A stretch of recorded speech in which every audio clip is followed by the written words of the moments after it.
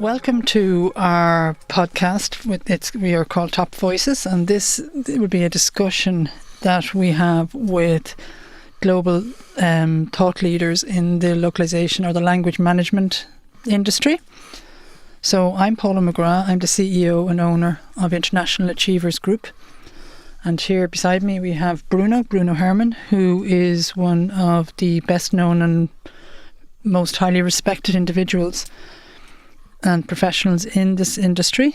And today our guest is Alex Katsambas, and Alex is the senior head of copy creation and localization at Farfetch. So thank you very much for giving us your time. Looking forward to getting to know you a little better, and maybe about your organisation and the challenges that you face and the wins that you get, because thankfully most of us get some wins. So, okay, let's get started then. I suppose the starting point is maybe, if you're happy and comfortable, to tell us about yourself and your career choices and how you ended up. Did you choose this as a career? Did you just end up in this? And some of us do. And how you got to where you are now. Yeah, of course. So it goes back now about 14 years when I started. So the reality is that I was always loved languages. I think I knew this was going to be the path. Originally thinking I was going to become a translator. That was the original thinking. When I was in high school, that's where I started kind of expanding even more, learning languages. I started thinking which university I was going to go. So I always knew this was going to be the direction, at least at that stage. There were other things that I wanted to do before that.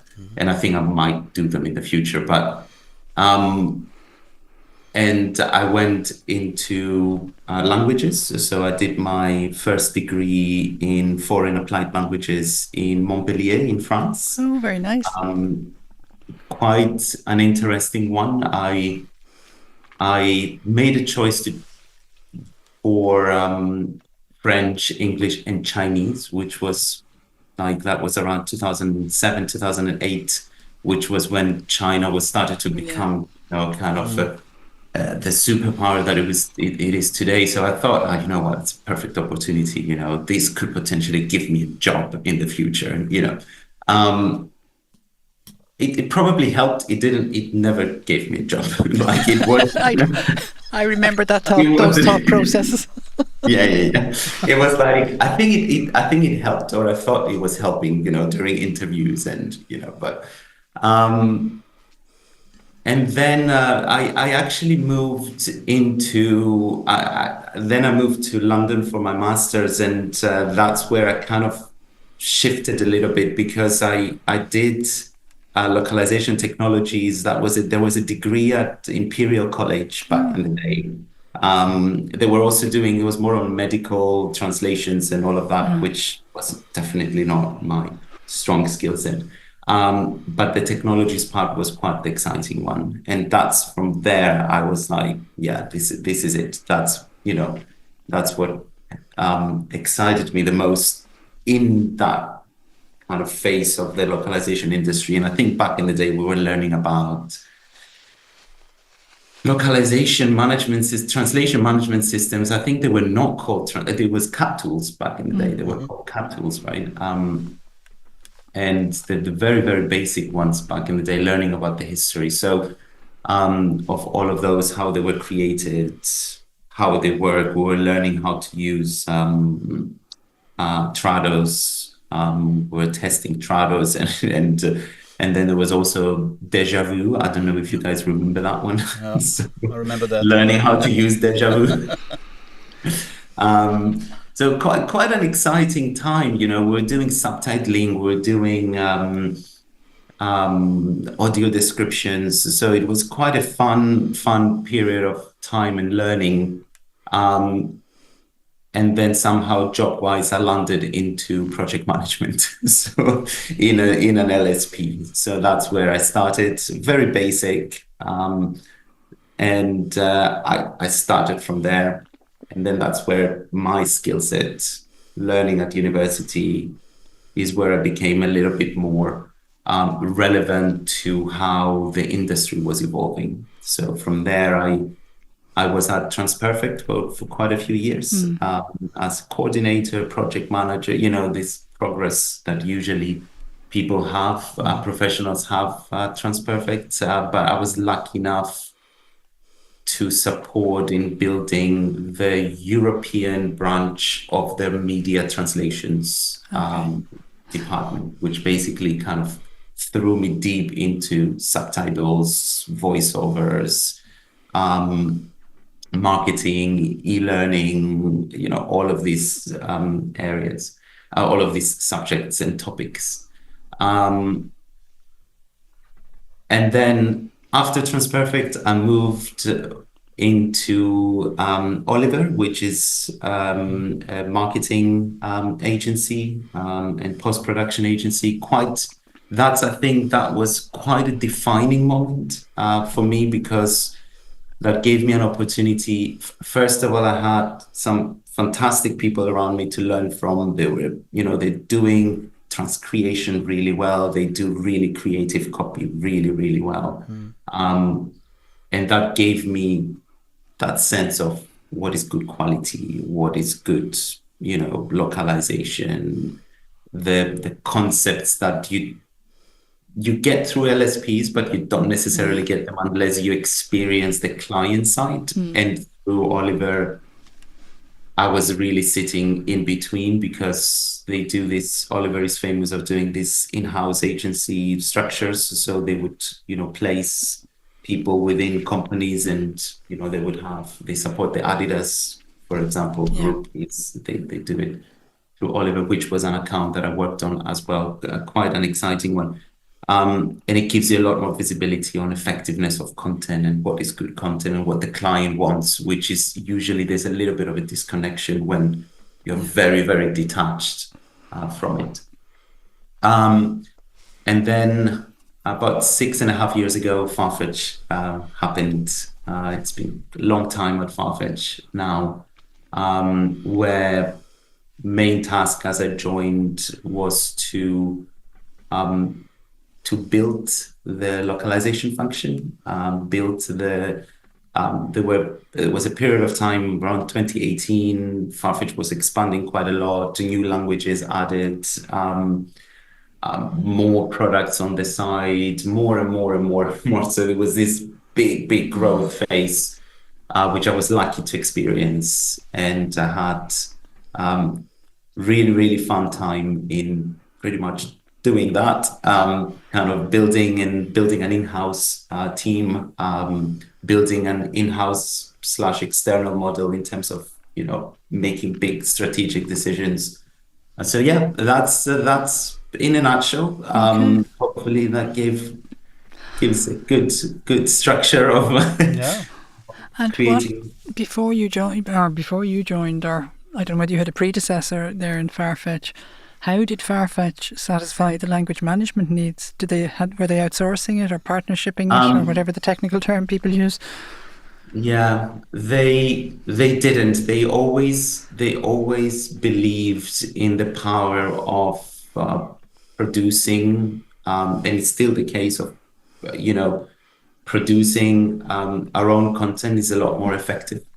So I think when I joined, there was a very small team, which expanded 3-4 times the size today of what it was before. But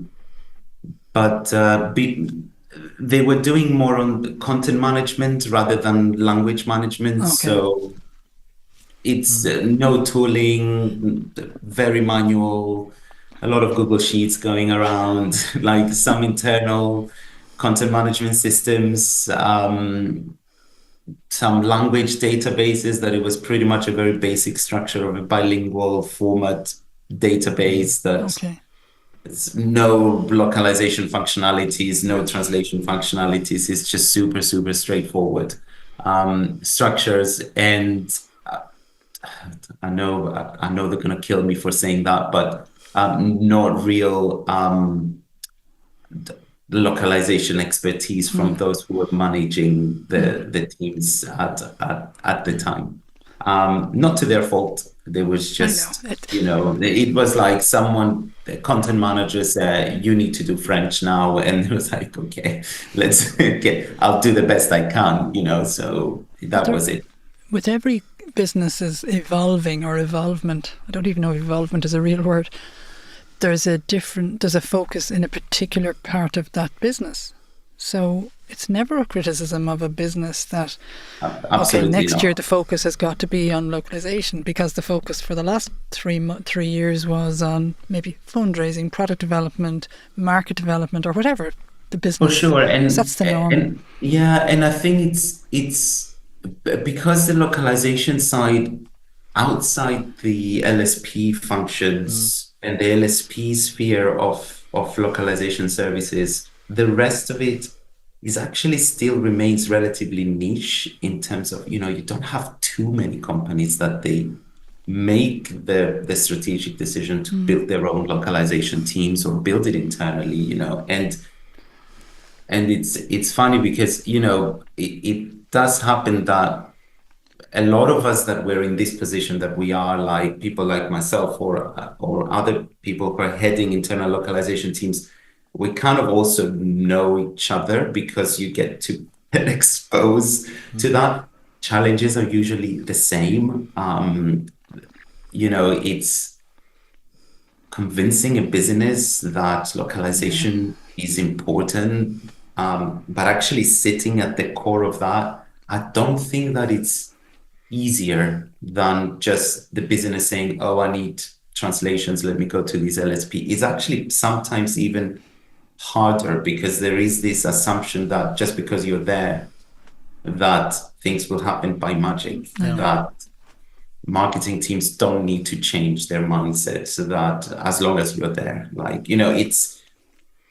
it's a structural issue as well, and it's a knowledge issue because it's very niche. It's a small industry when it comes to internal localization models. So yeah, I guess it's an interesting one too. And of course, you always need to give a little bit of a lenience to those who actually started this and started trying to do their best without having the relevant knowledge when it comes to tools or processes or concepts even of localization. Do you want to just tell us a bit about Farfetch? And obviously, I'm sure everybody will know who they are. I certainly know who they are, but just in case, and maybe helps contextualize things that you say. Farfetch is an e-commerce luxury marketplace. It's currently the largest luxury marketplace in the world. And what we do, we sell luxury fashion. So we're very global. So we ship and we sell in more than 200 countries / territories. So we pretty much, sell everywhere. And we localize in 16 languages. So it's quite a big operation when it comes to language. We now have multi-language functions, which also means that we have multiple languages available in certain territories. So it's not just monolingual websites. That adds complexity to the structures and operations, because the more local you go, the more content you produce for local markets. This also means that you have more languages that need to make that available. So it's quite a complex structure. And in terms of materials and what we do, we pretty much do a 360 content type operation. So we do from the product catalog, which is the largest piece of work that the teams are doing, to marketing, brand campaigns, marketing materials. We do SEO, copy and content. We do B2B, so we do partner. We have a lot of partners, so we have partner communications. We do e-learning. We do subtitles. We do PowerPoint presentations. All of that and UX as well. So the user experience on the site. So anything you see on the purchase journey as well. So it's a very 360 operation, and it's also an operation that that now my role has expanded a little bit. Sorry, I'm running ahead a little bit in terms of. Keep talking. It's interesting. But it goes. We used to be just on the localization side. Now, since May, I also have the copy creation, which basically includes the English copy creation as well. So that creates an end-to-end workflow of how content is created across the whole of the business at the moment. I'm just thinking how intricate and in lots of ways complicated your job is. And I'm also thinking about your path to your job and thinking your educational background has probably come in very well. I don't know whether which comes first. I mean, your background or your job, or the other way around. So it's probably helped with your contextualization of the breadth of the scope of your job. The scope is definitely quite extensive, and that's a very, very challenging part of my new role. Let's put it this way. First of all, learning a function that for a very long time you're thinking that, and I'll be fully transparent. You're always thinking, we always said the quality of the localized copy is as good as the source English that is produced, right? So if I have bad English content, then it's very difficult. I'm making it difficult. So we've always, and you're working years and years in localization, and you're always thinking that English content is a stakeholder for you. It's always like someone that sits in front of you and opposite you, and you need to build bridges and work, and suddenly you find yourself as, they're not a stakeholder, it's one team now. And that creates, first of all, it's very exciting to start with. I think it's quite unique. It's quite unique because you don't get to see that very often. You're basically creating a language agnostic team in the sense of operations. So how do you create end-to-end workflows, but you now have the opportunity to cross-educate teams in terms of what is good content, what is good English content, what is good standardized English content, but also what does this mean for localization teams, and what does this mean further down the line in terms of deliverables for the team. And the role of project managers, coordinators, specialists, managing an end-to-end workflow, it becomes a very, very exciting proposition for anyone who is in this field, right? So, How many people are in Farfetch, and how many in your team to help you with all that? My team right now, internally, 94. Oh, okay. It's a big team, including now the English copy. So big team. But structurally, there is a separation between the language execution side and everything else that comes with it. So we have content type specialists in the teams that are language agnostic. So we have like product information specialists that are language agnostics. They work on workflows, processes, defining what is good quality, harmonizing processes between language teams. We have coordinators. We have, I think that's kind of the bigger factor. We have support agents as well. We have QC agents that they do a lot of work. They take on tickets from partners. The partners say, I want to amend this, I don't like this information, this needs to change. So all of that, it's almost like a very big intake model of requests internal, external, and then all of that gets in, and then there are pipelines that you need to send it through, and then pipelines trigger workflows, and these workflows are having very, very specific structures, and it's the depth of this is quite extensive as it is at the moment. I'm picturing you as like a conductor at an orchestra. That's the picture I have in my head. That's a lovely way to say it. I will say that the conductor of the orchestra is not me. Somebody else in the team has claimed it already. So it's like, I love that. Against your will? I love that. I love that because I have Joe, who is our localization solution senior manager in the team. So and we're doing this first time presentation back in May to the teams of who are the management within the team, and we had a few people coming out and talking about themselves, and she actually said exactly that, and it was such a brilliant thing to come up with, to say, you know what, I'm more of a conductor of an orchestra, and I was like, that makes like shoot I'm like, I don't know what that makes me, probably like a big fan of, a spectator at the background. I'm trying to think. Well, I don't know, because I don't know enough about music to put where to place you. So how many people are at Farfetch? I'm probably the composer. Like, it's like composer.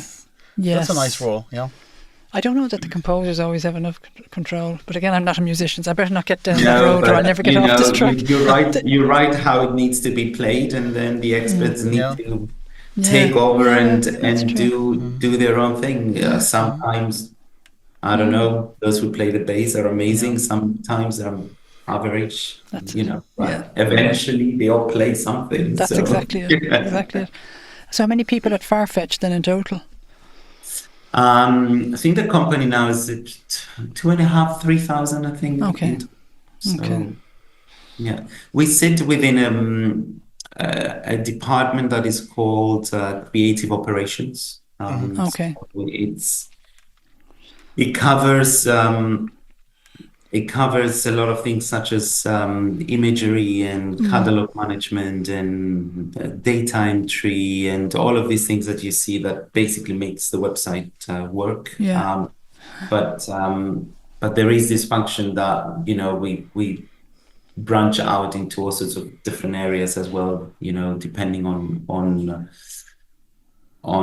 the needs of the business as well. And it's evolving and it's changing, and some things we evolve, some things we stop, some things strategy changes relatively often in the e-commerce side of things. So there's a lot of flexibility. But that's actually still a fairly decent investment in your function, your department, when 100%. You think of the numbers. So, no complaints. No, I understand. I understand, of course, that the industry you're in the market. Absolutely. Just consider that, we've done this exercise quite a lot of times when you go and say, like, does this ever make sense to, would it make sense to look into an LSP and see whether they could actually take over, simplify the core team structures and kind of see whether you can have a partner that can do it. But I think the value that you get from controlling your content and the data that you built, especially nowadays with everything that we do on the localization side with technologies and with machine translation, and we do quality prediction, we do automatic post editing now. Like, there's a lot of technologies that I don't think we were ever going to be able to get there if we didn't own the content that we produce. And I think that's where it makes us quite unique in that sphere of it just still doesn't make sense for us to say we should shift away from producing the content here. And I mean, mainly on the localization side, of course, of things. So do you outsource any of it or is everything in-house? At this stage, we outsource to our own network. Okay. So we have our own network of people that they do the work. It's about 120 people freelancing for us.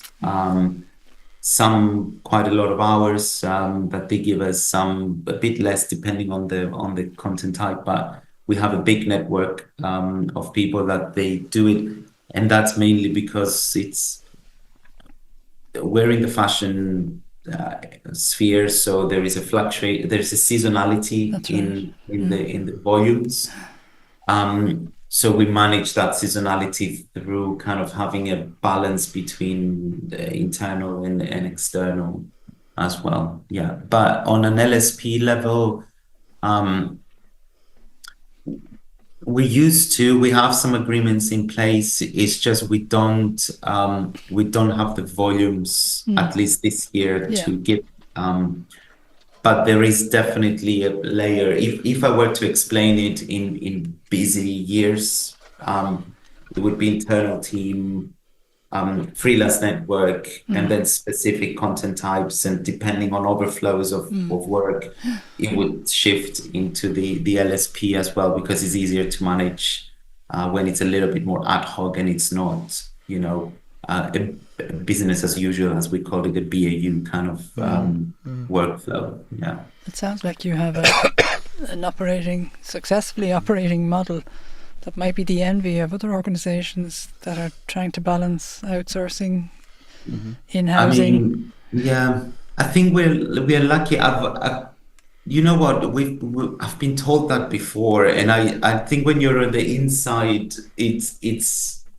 it's harder to see it. Yeah. I think. Yeah.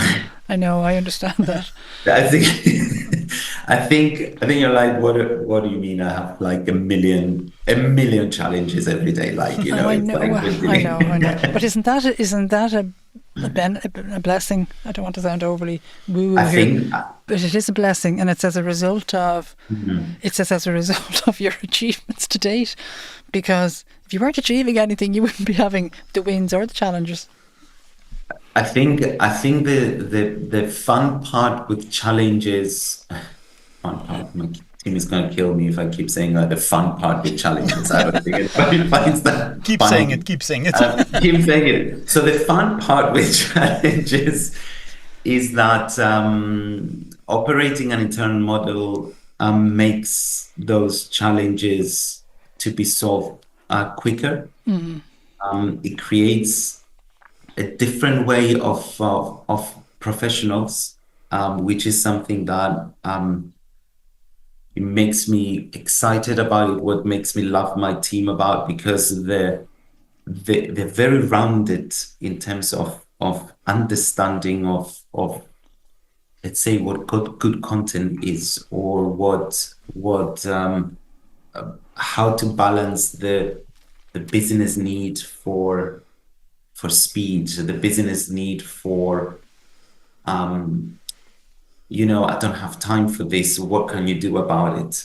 So because this happens all the time as well, because you remove all of these barriers of, I need to send a request outside and I'll let you know when it's going to be ready. That just doesn't happen. Now the workflow is now, here is 20 pages. Like, can I have them this afternoon? Like, it's a lot of that as well. So, and I think it creates a different kind of professionals internally, and that creates even the most junior team members. It has a business understanding, and they understand a lot better what's the scope of impact, as we call it, within the business, in terms of what they're able to do and how they can balance things, and when they need to let go and when they need to insist, and when they get to feel and vibe with the business directly, and that helps them to solve challenges faster. It helps them to come up with solutions easier, because they know what the impact could potentially be for whatever solution they decide to implement. So there is a lot of these things that makes it challenges exciting, in a certain way. I promise this is my last thing, and then Bruno can talk. But I'm not wishing to be sycophantic here, but I would suggest what you're talking about there is a product of very strong and very effective leadership, because when you're speaking there about if you have it in-house, it's quicker and faster. Not every organisation has that output because they don't have the same. And I'm not trying, I'm not trying to be ridiculous here, but I would suggest it probably is a product of the very strong leadership. And the talent that you're able to attract on the back of your leadership, I'm guessing.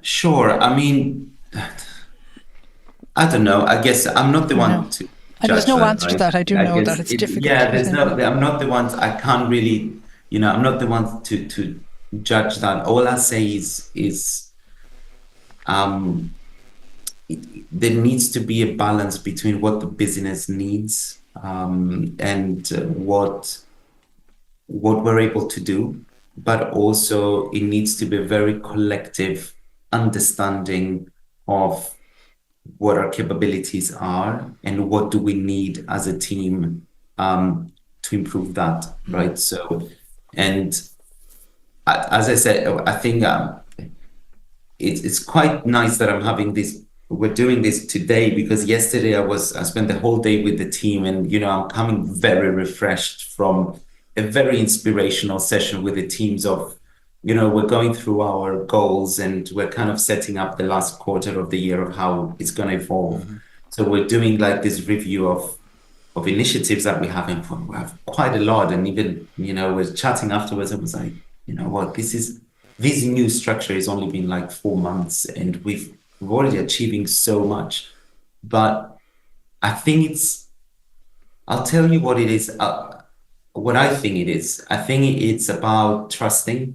I think it's about understanding that this is not a one-person show. This is really a 90+ people show. So everybody has an input. Not everything is relevant, but at least there is input, and that's something. But it's allowing the teams to say, you know what, I have this problem statement, and I think this is how we're going to solve it. My job is to say, good, go ahead and do it. Like, it's not, I need to know what the red lines are. I need to know where what the framework is supposed to be. So that's my job. As long as I set the framework, from there onwards, the team will say, just as long as they're within the framework. Sometimes will they deviate from what they're supposed to do? 100%. And it happens more often than we would like. But the more they do it, the more experience they earn, the more experienced they are, the more natural it is to them to know what the framework is. And that starts creating a very cool space to be in with senior managers or managers within the team to that are able to have very, very meaningful input in terms of how the team evolves and where it goes next. So I guess is it a leadership thing? But probably, but it's not a one person leadership thing. I think it's multiple people. And I'll say something here. It's a very international team, and I think that makes it so good. And I think you guys probably know this, and Bruno, the more variety you have, the better it gets, because you get so many different perspectives and so many different mindsets, and you get solutions. There's nothing that you cannot find a solution for. That's the reality. Well, I'm in heaven. Because when I listen to Alex, I feel really like in heaven for a number of reasons. First of all, because of your career, and you were not more than touching, you were involved both in creation and adaptation of content. So and I'm glad you mentioned Oliver, because a good friend of mine worked on the Adidas account years ago. From Oliver in Amsterdam. So the second reason why I was in heaven when I listened to you is because you described beautifully the approach that I took myself when I was in permanent positions and now that I'm preaching to my clients, which is to have a holistic approach of localization, which is not to consider localization or creation or UX as separate entities. But my point is that these phases, these tasks must be part of a supply chain, because every company works with a supply chain, any company. Whether it's a car company, whether it's your company, whether it's a travel company, as a company, you need to have a supply chain because you need to create value. It can be a product, it can be content, like on e-commerce. You need that as a company, at least one. Of course, most companies have more than one supply chain. And when we talk about product or content supply chain, I've always seen localization when I was leading teams in my previous companies as creating value only if localization is integrated in the supply chain. I know, Paula, I published an article a few weeks ago on that, when I was saying, for me, localization is about integration, elevation and celebration. And when I listen to you, not just your title now, but of course your path at Farfetch, I realized that, as you said you were lucky. You said that there were very few companies that were making this strategic move. You're absolutely right. As a consultant now, I can tell you that the message of considering and managing localization as part of content operations is a difficult message to convey. Because a number of companies are still, they have no problem to consider creation as part of the supply chain. They have no problem to consider UX testing. But when it comes to localization, suddenly, no, this is different. This is a cost center. Yeah, a cost center. A cost center. Somewhere in another building. Yeah, and there is one additional layer of challenge now that is coming with AI. I need to ask a question about AI. It's in the contract, so I need to. Yeah, that's part of the deal. We're not allowed to have a podcast unless he speaks about AI 5 times. Yeah. So, my question, I think my first question about AI is that since you are, embracing this concept of supply chain and you are leading creation and localization as part of a value creating supply chain or workflow. I think you used the word workflow. AI, generative AI, which is very dear and near to our heart, is enabling. I think it's one of the few language technologies that is enabling not just the client side to do more without LSPs, but also generative AI is enabling to do more than translation. It can create content, it can create summaries, it can create code, etc. So my question is, now or in the near future, as you embrace AI, how do you see the impact and the benefits, the value of integrating or infusing AI in your supply chain of content, both on the creation and on the localization side, so that generative AI is maximized in terms of return? Sure. You're describing my 2024, so it's pretty much like the whole year it's been, your sleepless nights. trying to discover that exploration and discovery has been,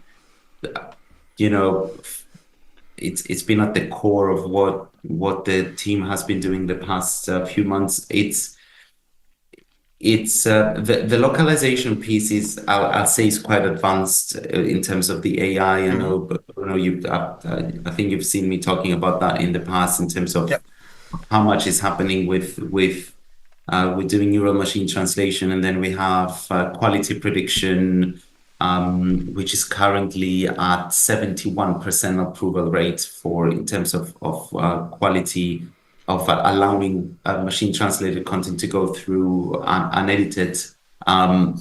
So, and then we now have this automatic post editing structure as well, that basically it does even more for us. So basically what we're doing is we're getting to a point where the localization stream, and it's not all of the stream, it's not all content types. So we don't just blindly apply, technologies on stuff. Like we don't consider that on the user experience side, that I'm never going to need humans to do the work, or you will always need them, because there is a flow and a journey, at least for the time being. I don't know where AI is going to go in terms of giving an input and an opinion on what good experience is. I don't know whether we're ever going to get to that.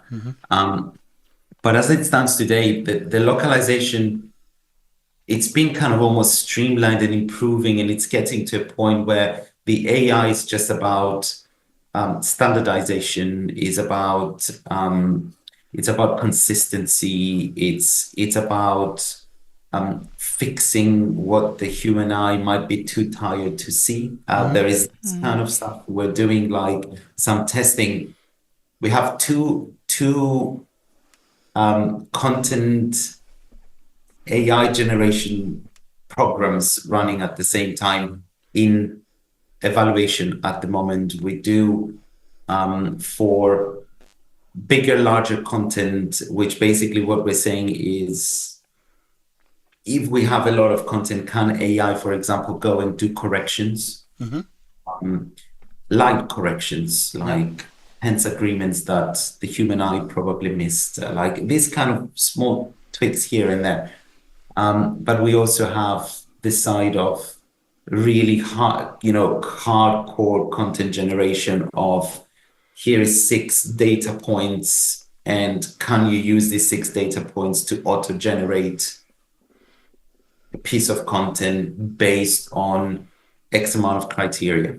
And those are my standards. As here is some examples, give it a go, let's see what you can achieve, right? Benefits, I'll start with the benefits. The benefits are, you go faster. That's a given. You go faster. For any business, going faster could, for each business, going faster could mean all sorts of different things. For us, going faster, it could probably mean that we reach the market faster. Yeah, exactly. From a growth point of view, this could be huge for us, right? At the end of the day, we're still a business. I'm not here to translate because I just love translation, or I just love localization, right? It's still a business. We still need to grow this business. We still need to expand. We still need to become, to improve sales, to improve margins, to improve. There is a lot of these things that you absolutely have to take into account, because localization is about growth. It's not about, let me just create beautiful content in Chinese or in French or in German. This is what you were thinking, when you were studying and thinking, like, I just want to translate books, like, and then you end up, translating like, what a trouser looks like. It's just It's very large, but it's but there's a massive commercial imperative there. It's a huge commercial imperative. Yeah. 100%. Well, we're testing now. We're trying to figure out whether people actually care to read, about trousers descriptions and product descriptions, and whether they really care, or whether images are more than enough. Like, there's a lot of those things as well that we are in testing.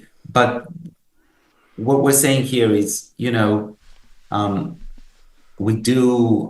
we're closing this year, I think it's a bit more than 700,000 products that they need to create the copy for in English, and then you need to localize that in 16 languages.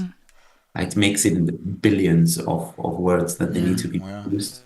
Now, you have to consider what are my costs, so how are those costs allocated back to the business of making, an item, a product available online for the customer. What are there's a lot of these considerations. So of course, new technologies are supporting us to remove barriers, to go faster, to to deliver better, to deliver more consistently as well. That doesn't mean that you take the human eye out of the equation. That doesn't mean that you take anyone out of the teams out of the equation.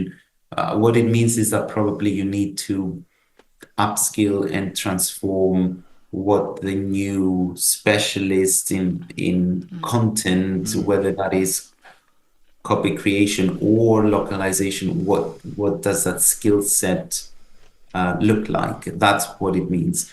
So there are benefits. There are business benefits for sure with these technologies, and there are professional benefits for the team members, for anyone who wants to stay in the field. Because I don't know if it's true, but I tend to see often that you have less and less professionals choosing to come into the industry.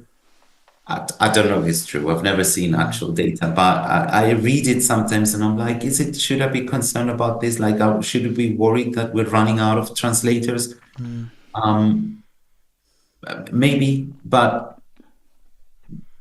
I do see that there is a transformation of what that professional looks like. That's reality. No, it's a very interesting point that you are making now about the transformation, because I said in a conversation yesterday, I was saying that for me, the nature of the role of translator is changing from production to supervision.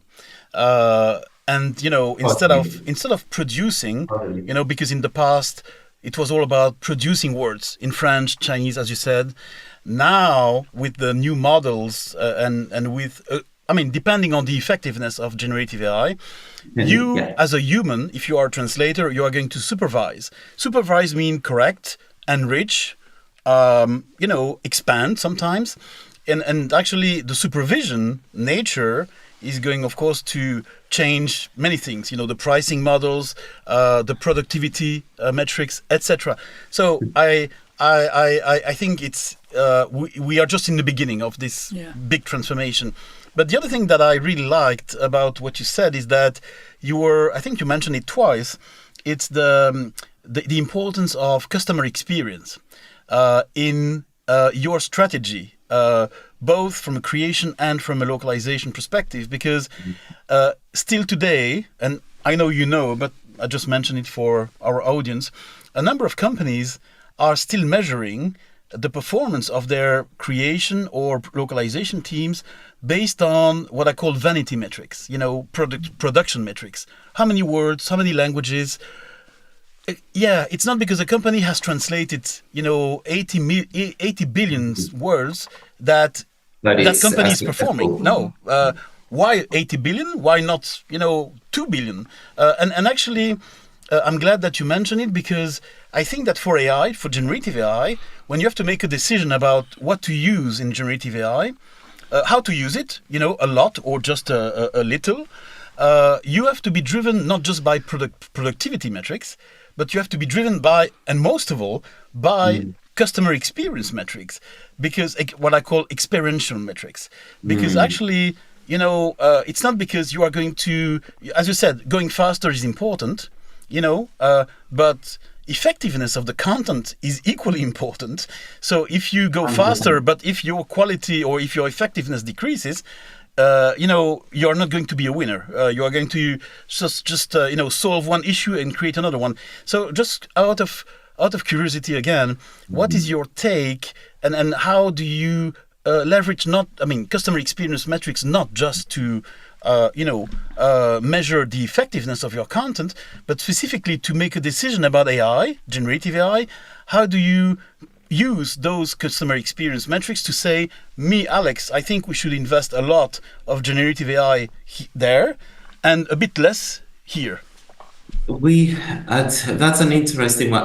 I'll have to be fully honest, like I don't have the answer yet on that. But because this is what we're doing now, this is what we're doing, an assessment of what is it that we could be doing. I'll tell you examples that we have, like we're doing this exploration now of, we usually write all our product descriptions, right? So, and now we're doing this exploration of, okay, we work with a lot of partners around the world that, boutiques or brands that they sell. We're a marketplace, right? And the question is, okay, but if they have the content, why do I need to keep producing it myself? Can I just use that content as is? And it's a very fair proposal to say, they have and but that creates a lot of questions for us, because it's the question of effectiveness. Okay, if I have like multiple partners and I receive their content multiple times, like, from different, does that inconsistency, for example, because it's going to be inconsistent, like for sure, does that inconsistency going to have an effect? And I'll get to a point, because I'm getting to your question here. Is that, if I accept it as is, what does this mean for quality? Like, and again, we're not holding dear to that, to us producing it. It's really just a question of, it's a good problem statement, but I have to, ask the questions that come to mind when it comes to allowing that to happen, to just simply use what somebody else gave me and just accept it as is. But that's where a question around AI comes in. Yeah. Okay, let's accept it. But what if I could just apply a layer of text transformation from what I receive that is going to allow me to rebuild what from the content that I get, and rebuild something that matches my guidelines and matches my quality criteria, and it's matching my my expectations of what that product description should look like. And that leads to another question, and that's where I said I don't have the answer yet, because that leads to the question of what is effective content, like. Yeah, that leads to that. Because I say, okay, because it takes you through a journey. We go through a journey, and that, as I said, it's very relevant right now, because it takes you through a journey that you say, okay, I'll use somebody else's content, I'll put it, on my website, and then I'll take AI to transform it based on my criteria and my kind of guidelines of what I want that to look like at the end. But is that effective? Is my criteria and content criteria the best criteria to use? And we're testing. We're testing. Yeah, and that's why I was really glad that you mentioned customer experience in this context, because even now I'm still surprised. We are in 2024. I'm still surprised that for some companies, content effectiveness is based on the number of languages and the number of words. No, I think you know why I think that is? I think is because it was an easier way to convince people who didn't know about localization that you were doing a great job. Yeah, I agree. No, it's very true.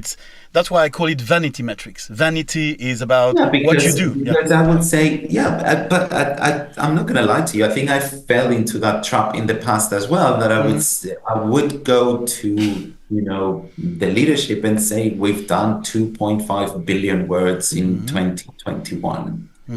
Yeah. Wow, this is amazing. Like, yeah, it is. And it almost helps you to build some sort of a positive reputation that you're doing a lot, right? Is it effective? So that's a question, and it's a very, very valid question. So you need to figure out. So it's not about how much you do; it's about how it's being done. Now, I was going to say I wanted to close on the AI. I think that the value that it can bring, it's about what kind of help it can get in order for the language professionals to become more effective in what they're doing. It's just whether that is speed or whether that is consistency, or whether that is a quality, not in the quality, in the creativity sense of quality, but really on the linguistic quality, which is what LLMs or AI is able to do really, really well. It's what it does really well is fluency, it's consistency, is all of that. So it can help in that perspective. It can help in standardization. We do hundreds of thousands of products, but a lot of them have very similar features. So it can standardize, right? Yeah. It can standardize for me. And if it standardizes and it helps me to go a day faster, 2 days faster, 3 days faster, then that helps the business to become a lot more effective. Again, we're referring to a very specific content type at the moment. So I'm not generalizing this. I'm not trying to say like it's one solution fits all. It's definitely not the case. And it's definitely not something that it can be effective without the right people in place to manage all of this, because that's another challenge that a lot of companies are probably going to face in the future, on how do you control it? How do you monitor it? How do you guarantee that what it delivers makes sense? Last week I was talking to a company that is just like yours, that is depending on external content providers. You mentioned that you were working with boutiques, etc. And the challenge of that company was, of course, that since they were in the process of creating their model, their own generative AI, that they had to get the right data, the valuable data, the relevant data. But the problem, or the challenge, not the problem, the challenge is that they were receiving the content from their external partners, not in data, not in language data. They were receiving it in PDF, Word, video files, audio files, and of course they had to include in their process, in their content operations, a new phase called language data lifecycle, which is to transform, to convert all these content assets into language data. Very curious about that. For you, is it something that you are already doing? We're not doing it, no, but is that part of the intention in terms of how we envision workflows and scenarios? Yeah, totally. Like image to text is definitely one of them, and other data points, whether they're collected through our production physical flows, for example, or from I think it's mostly visual. The reality is that we don't have, the video side of things for sure. Like I don't know if we ever will, but at this stage we don't have it. But we are looking into multiple data points, and of course it goes too detailed, I guess, that I wouldn't be able to share at this stage. But it would go. Imagine like you're selling something that needs it needs a certificate, and you need to mention that it does have that certificate. That certificate usually is a PDF, right? And that needs to be stored somewhere. And if you're going to be using AI and that's going to be a touch point, then you're going to have to figure out a way of how, the AI is going to recognize that and then actually transform that information into like, a point in the description page that says this comes up with a certificate that it lasts for, I don't know, it's a certificate of authenticity, or it's like a guarantee for 20 years, right? Something like that. So there's a lot of details, a lot of details.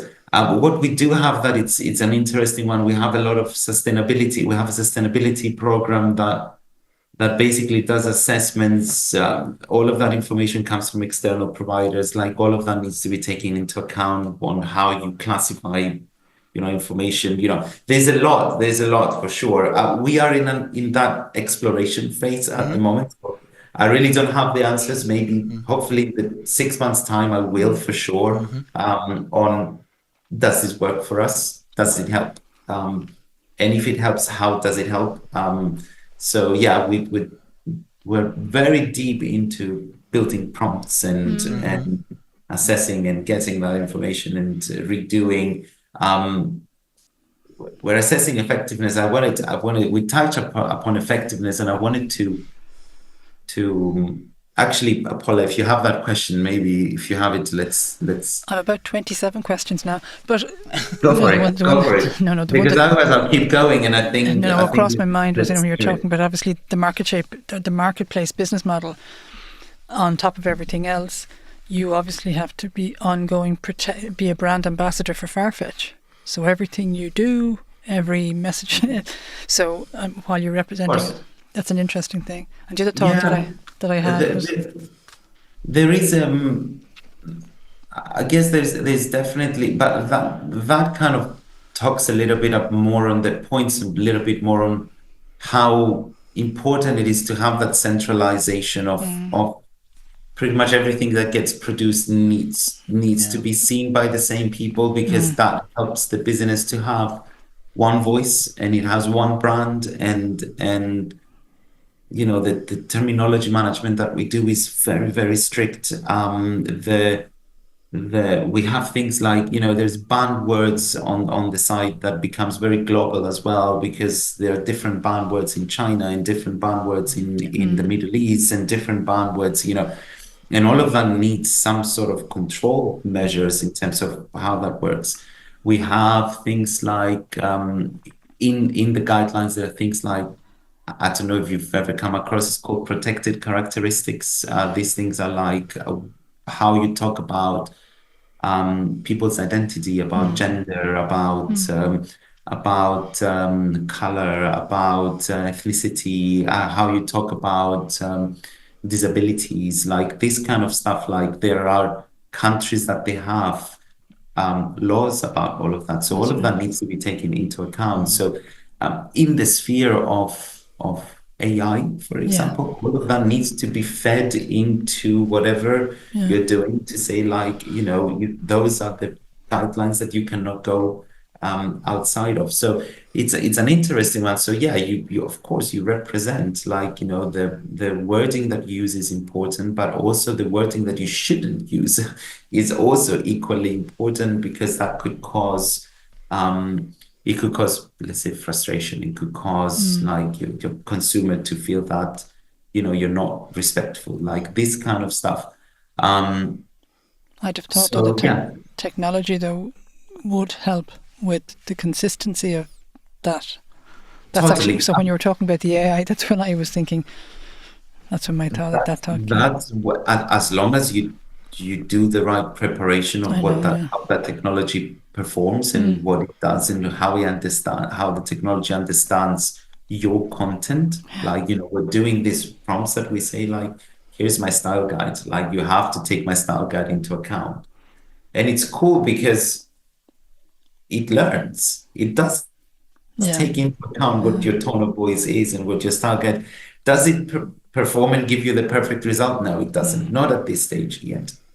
But you build more and you do more and you teach it more, and it's a process, you know, and you'll get to a point where you're teaching, like, you know, a 3-year-old kid, like, to become like a teenager and then an adult, and then, you know, it becomes like eventually you put it to work and it works as you want it. Again, it's a vision, this one, what I'm describing now. I don't have the results, of course. I don't know whether we're ever going to achieve it. So that's kind of a bit of a disclaimer there, that we're not doing it right now. But we're definitely testing it, and we have programs on the copy creation side of things, right? On the localization, completely different story. That one is quite advanced already in terms of what is being delivered. Yeah, and well, you mentioned a few minutes ago that yesterday you were meeting with your team members, and I was trying to imagine you with your team members around the big table, and of course, pretty much what it was. And a very big table. A very, very big long table with multiple people, like, you know, and just yeah. And you as a leader, of course, you have to make sure that the team remains consistent and just working together, let's say, simply put. And I'm just curious to know from your perspective as a leader of this team, what sort of skills, and maybe two or three, what sort of skills these team members should all have, are hard skills or soft skills, to be able to keep working together, and of course for you to deliver on your expectations? Of course, interesting one. This one. It's been years that we have, and this is something that the managers in the team run. It's a personal development program, which is, the business offers a lot already. So there is like a program about progression and all of these things. But internally as a team, we needed a lot more than that. You need things that is about the skill set and the skills of the teams. So we have this program that what we do is on a 6 month basis, we do a selection of courses. And then we basically divide the teams according to functions and seniority. And then from there, we have volunteers that what they do is they basically do sessions with the teams on all sorts of different things. The newly revamped, after the team was completely reconfigured in May, we managed to launch something. And you're gonna think I'm joking about it, but we launched it last week. We have the training and personal development program that basically has multiple themes. We set some goals until the end of the year for every team member to do at least 2 courses on AI, generated content. We have courses on data analysis. We have courses on optimization, so content optimization and SEO. And we also do, in parallel to that, we do more lighter sessions on things like, I only remember one of them, I don't remember the other 3. We do emotional intelligence.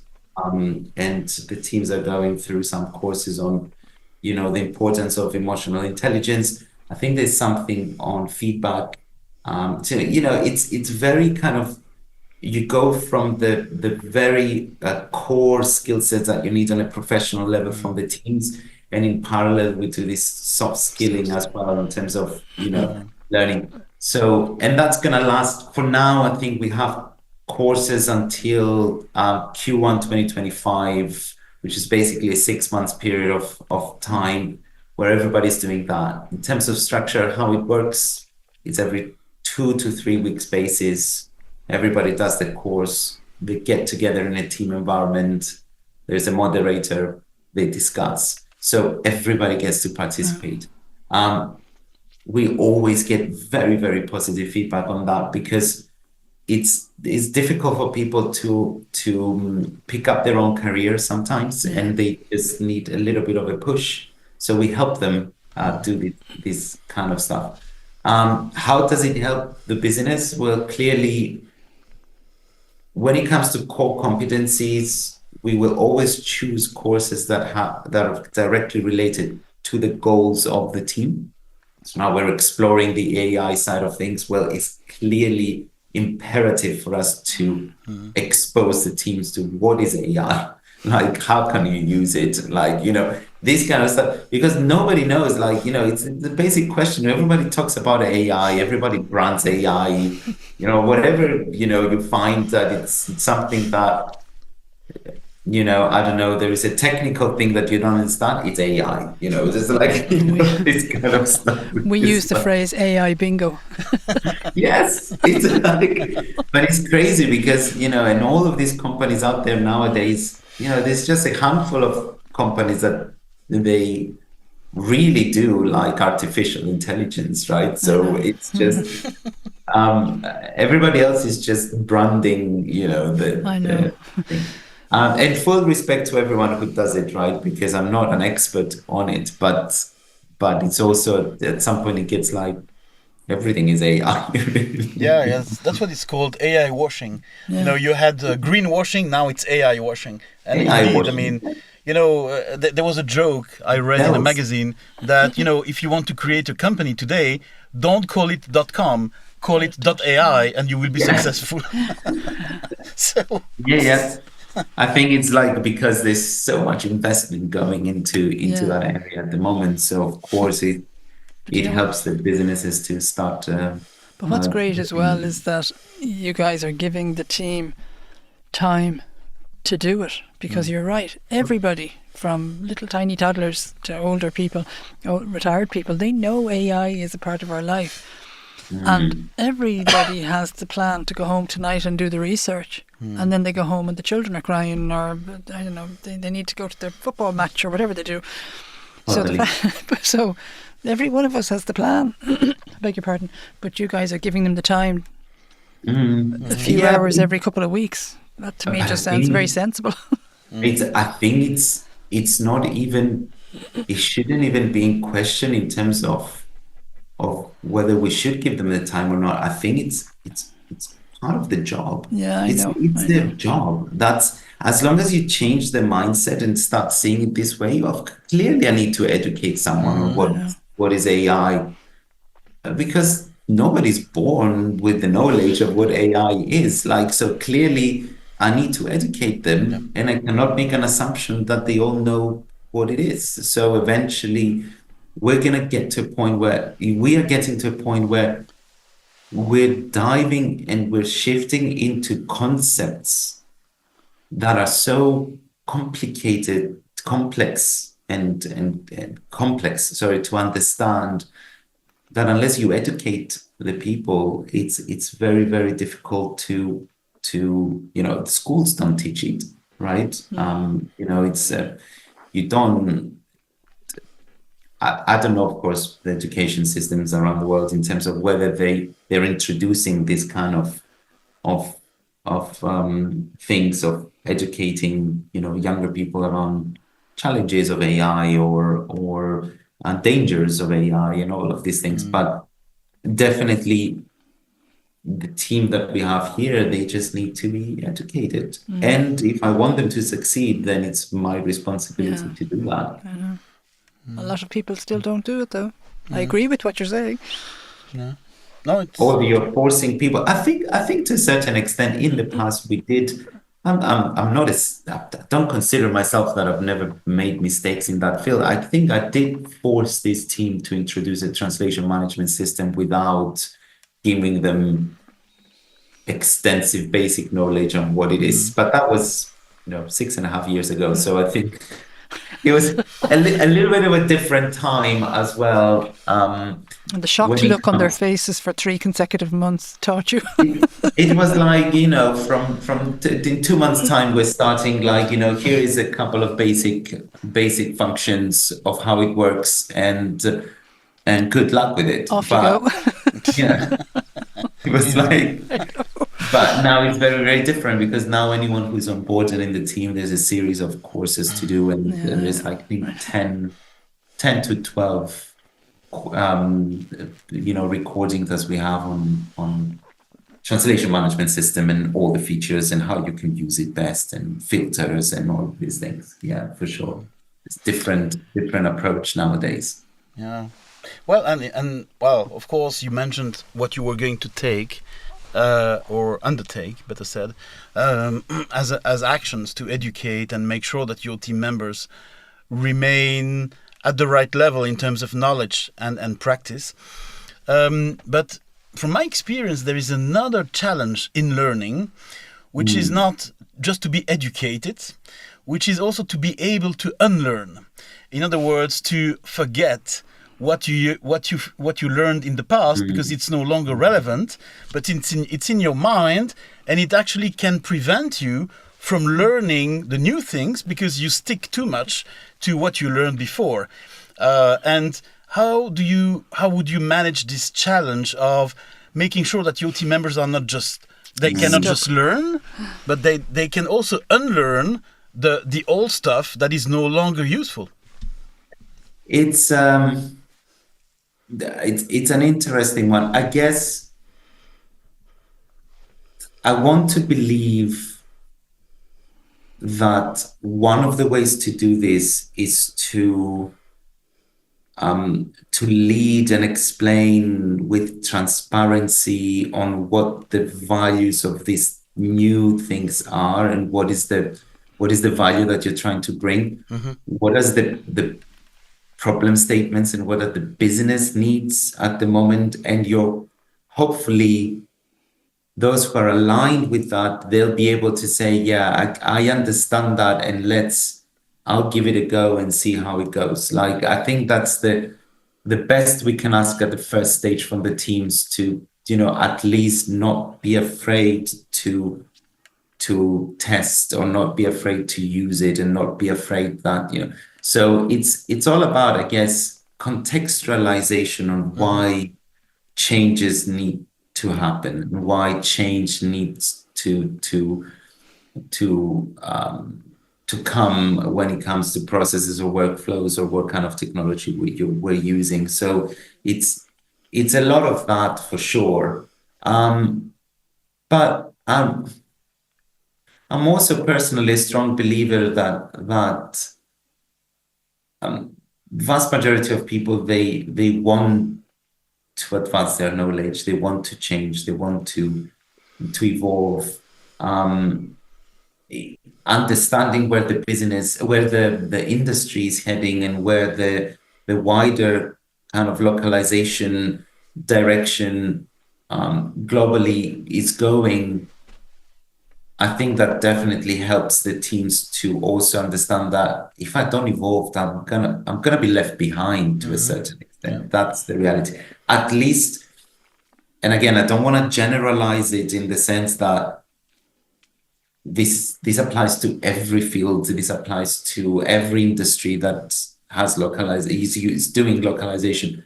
At least on our end, in the online sphere, in that e-commerce piece of work that we do, there is a real need for evolution, of following up with the times and keeping up with the times, and using this kind of technologies. I want to believe that the teams understand that, regardless of their seniority, and they're open to change. They're open to evolution, and using these kind of technologies, unlearning and relearning. Unlearning.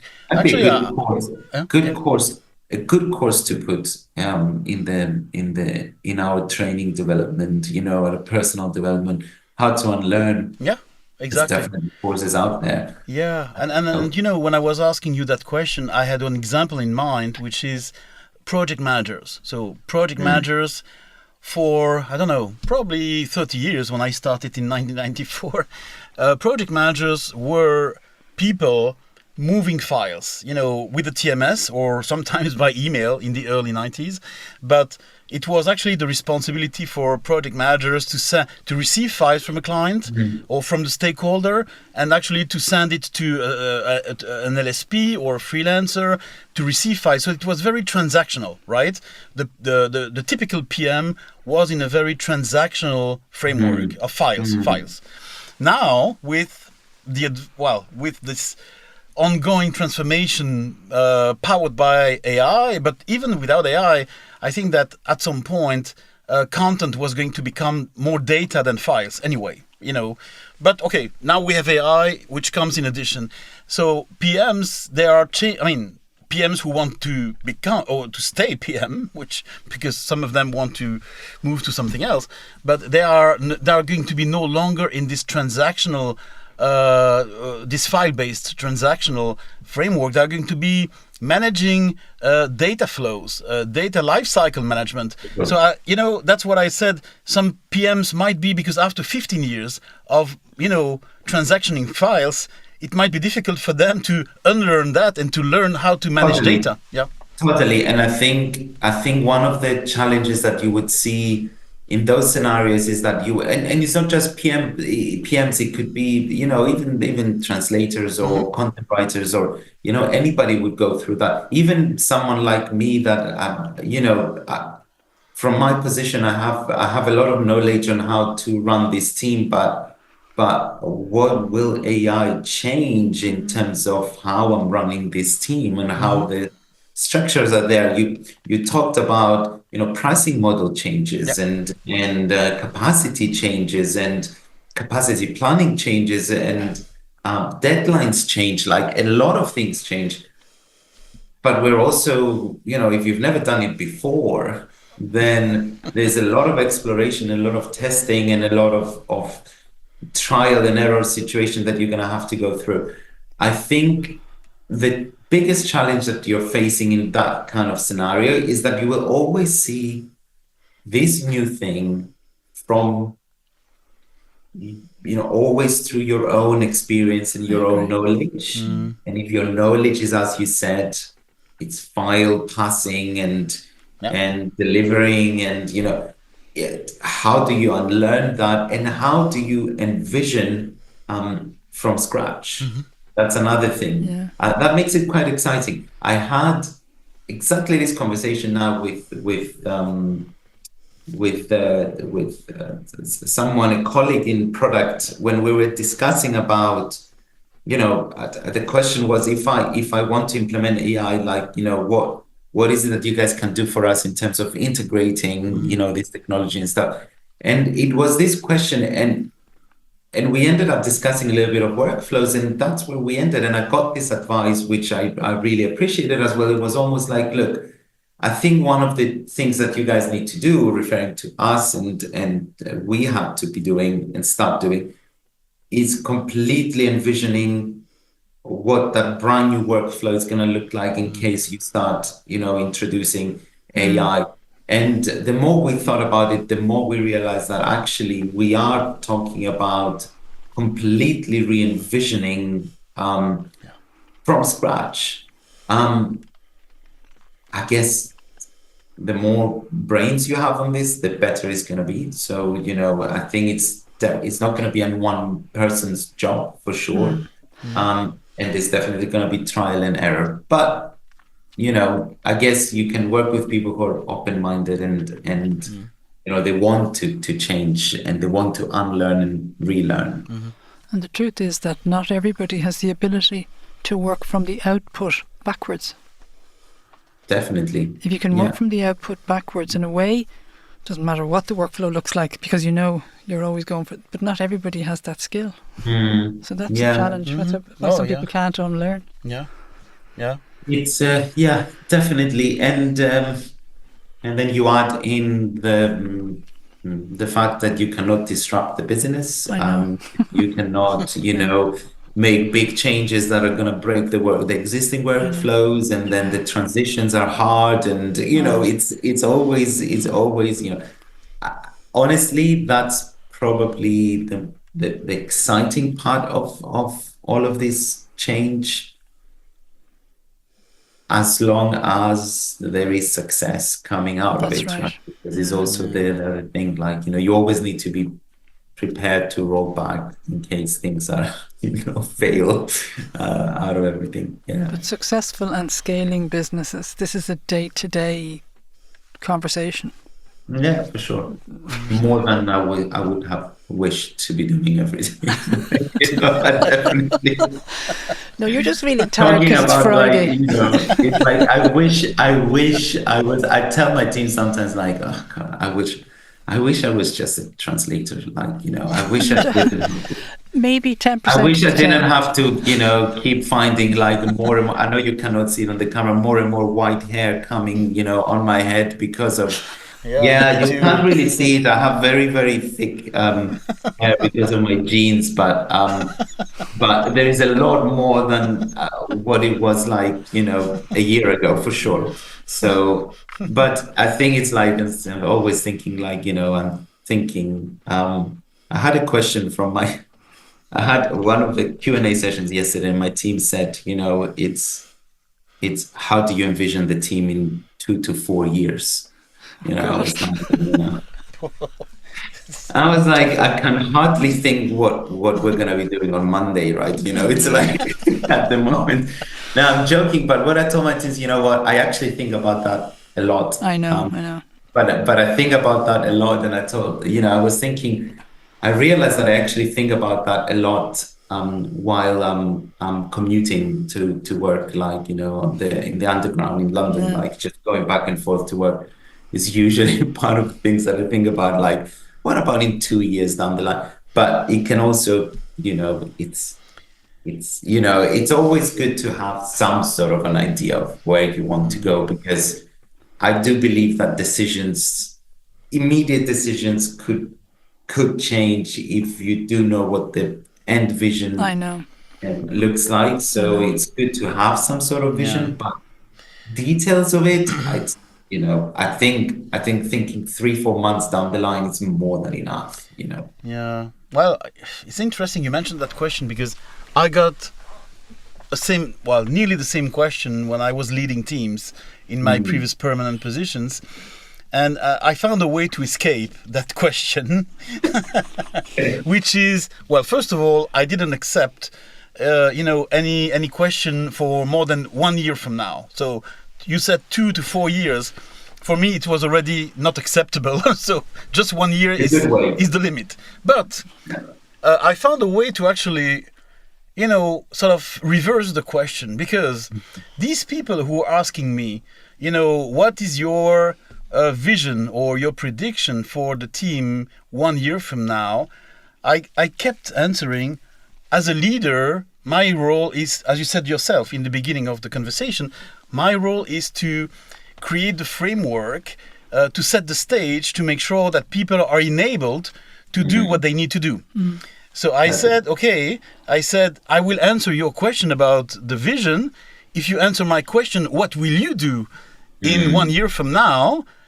Because then I can answer what I will do to enable you. And people were saying, we don't know what we will do in 1 year from now. So I said, why should I know? So that's a very, very good way to address that kind of questions, because eventually, you know, it's you know, you can go as far as your team can take you. That's the reality, right? So exactly.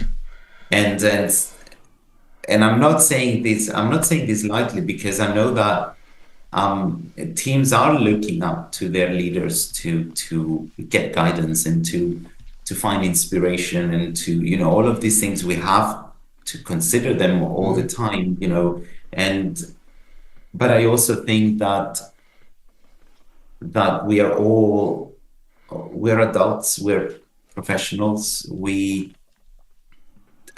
I find it difficult to, you know, I'm not a parent, for example, just yet, but so I do believe that I have very deep respect for parents, because especially new parents, that they are doing,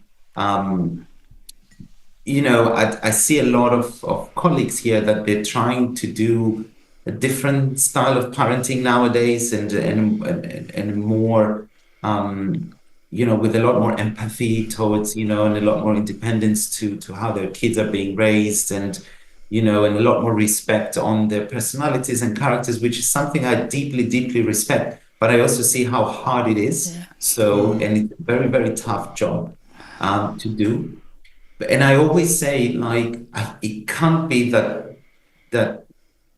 you know, you with the knowledge and experience of life that you have, I cannot accept that I'm more knowledgeable, I'm more experienced. I can't accept that. I see that we're, you know, it's a fair level of, you know, of where we are. So what I'm trying to say with this is that each person comes with their experiences, and their experiences for some people are big experiences that taught them a lot. The same thing for someone else, it might not be as big, but something else might be big for them. All I'm saying, we're all adults, we're all professionals, and I think we all have a role in contribution towards the business goals, but also in our own professional evolution. So it's an interesting one, that, as you said, like, you need to also know where you want to be in a year's time before I tell you. And I can't tell you, because It's like me making a choice on your behalf of where you should be, whether you want advice or where you could go based on my view of you. That's a different conversation to have. That's more on the personal development side of things. But on the professional side, you are in control of your own evolution. That's the reality. It's like I think Farfetch had a program on that as well, how to take control of your own career, and you have this concept of scribble career as well, of kind of, it's, you can go into all sorts of different directions as long as you give it a go and you try. So just because you're doing this now doesn't mean that that's where you're going to be forever, in 20, 30 years time. So yeah, it's an interesting one about the team, but I do believe that, it needs to come from the team as well. Some teams, they're just too comfortable in, in what they're doing, that's all they want. They're happy with that. Yeah. Security-focused individuals. Yeah, that's, and I mean, personally, I believe if you have a few of those, that's absolutely fine. Same here. Not everybody is going to be an innovator. Not everybody's going to be a leader. Not everybody's going to be a loud person in the room. Not everybody's going to be super quiet and introvert. Like, you need a variety of people, as long as there's clarity in terms of what the progression criteria are going to be. And some people are happy to be in the same role for years, and that's stability, but that's good for them because that helps them with their own mental health. Right? That's right. So, What I say with my sort of annual, sort of more formal discussion, honestly, we're a small organisation, so we're pretty much talking all day, every day, but in the more formal setting, once a year, what I always say to the individual is, so what does the picture look like in 12 months' time that it doesn't look like today? To you as an individual, and then, okay, so how do I make that happen? Or I can't make that happen. So let's, well, is this a reality here? Or what do you need, for example? That's one thing that we asked. It's part of we did a mid-year check-ins recently as well, and one of the questions was, what do you need from me for you to achieve your goals? And the second question as a follow-up was, who do you see as an ally in the business as well to help you achieve your goals? And it's an interesting one because that helps them to place themselves as professionals within the business and helps them to understand around them that they're part of a team, and that team has allies, and it has, hopefully it doesn't have like enemies, but it has allies, and it has people who are passive towards you because there's nothing to take from you, or there's nothing to give you. But those who are allies are definitely the ones that are going to help you to grow. Allyship is so important. It's part of my job as well to create allies within the business that helps you push, the agenda a little bit further, and to get people who are going to support you when you need them to support you in specific situations. That's definitely such a key component of any professional in their careers, for sure. Do you have any sort of intentional approach to retention, or do you need it? We again, I'll consider myself lucky. We have very high retention rate in the team, and that's been traditional. I also feel that probably all localization functions within businesses have high retentions because they usually tend to attract this concept of working as a localization professional within a business.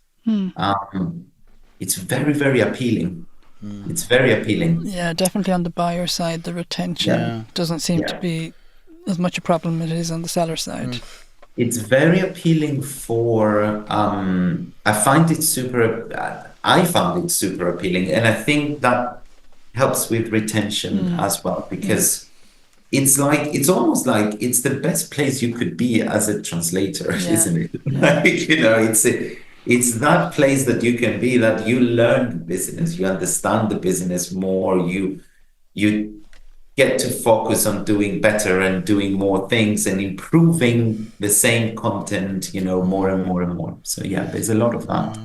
I thought about something when you mentioned that, of course, you needed, well, in an internal organization, you need allies to reach your goals.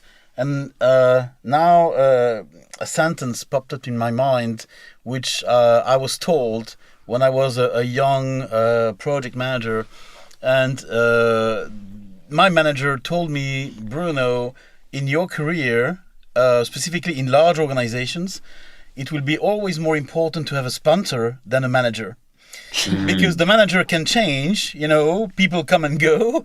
But if you have a sponsor that also remains in the organization, that person might follow and actually may just fill a gap that your manager is going to create for you. So in other words, he was saying that a sponsor can sometimes help, fill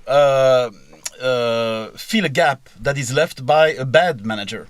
So it's interesting. You mentioned, of course, this importance to have, well, first to build and then to keep a network internally. Not the network is not just externally. A network is also important within an organization to have those people. Definitely. I'll tell you, we had examples on the sponsor side. I also think, just to comment on that as well, I also think on the sponsor side, I think it's also because the sponsor doesn't have a responsibility to help you grow and progress. It's almost like it helps this person to have more of an objective view of who you are as a professional, and it's such an important thing to have, because it can also give you the difficult side of things, the things you don't want to hear, but you don't feel that they're coming from your manager as well. It's coming from someone that you respect, and that it's a very objective approach to things. But on the allyship, I think it's cool on the allyship when you see situations how teams and other teams can come to the rescue, or come to, we had instances in the past where, teams would come, part of the production teams would come and say, the marketing production teams would come and say, we're down a couple of people, we need some support. Is there anyone in you that could potentially, we can tap into the resource? And we had cases that were so busy, but we would still sit together and say, okay, can we get them a couple of people to help them for a little bit? What this did two things. The first thing is that it helped to get the job done, and also support and build that relationship that we're here to help each other. But it also helped to upskill a couple of people in my team, that they get to learn how something else happens in a different team that is outside ours. So that really helped in that perspective of, and that builds a relationship. Yep. And that means that every time, there's a positive, relationship between other teams and other leaders within the business, just because you're there to support. So hopefully those along the line, and when strategy is being defined, you get allies, to help you to push your own goals further, or to do your own things. Yeah, reciprocate for sure. Mm-hmm. I don't have any more questions that I can think of that doesn't turn into sort of a very chit chat on a Friday afternoon. Yeah. Is there anything that we haven't asked you that you would like us to talk about around your organization, your team, yourself, your anything? I can't. I also can't think of That's all right. anything. That's I all think we right. said a lot. I hope this was interesting Oh to yeah, start. definitely. Hugely interesting to me. I tend to dive into like all sorts of different things, like and so I don't know whether all of this was coherent in any way. Well, it was for me. I mean, obviously we recruit specifically in this space. Organization, In the language management space, either buyer or seller side. But the thing that's really fascinating when you're sitting where I'm sitting, I'm a businesswoman. That's me. I'm a bit one-dimensional, to be honest with you. But what is fascinating for me is all these people that I'm meeting. Thankfully, I was lucky enough, to work with Bruno. But I'm actually learning so much about all the different business models that actually on paper should all look the same. Do you know what I'm saying? So if you actually look at anything written on a piece of paper, you can actually go, okay, that's going to be the same as that, and that. None of them is the same to the other. Not one. And that fascinates me. And, different operating models, different...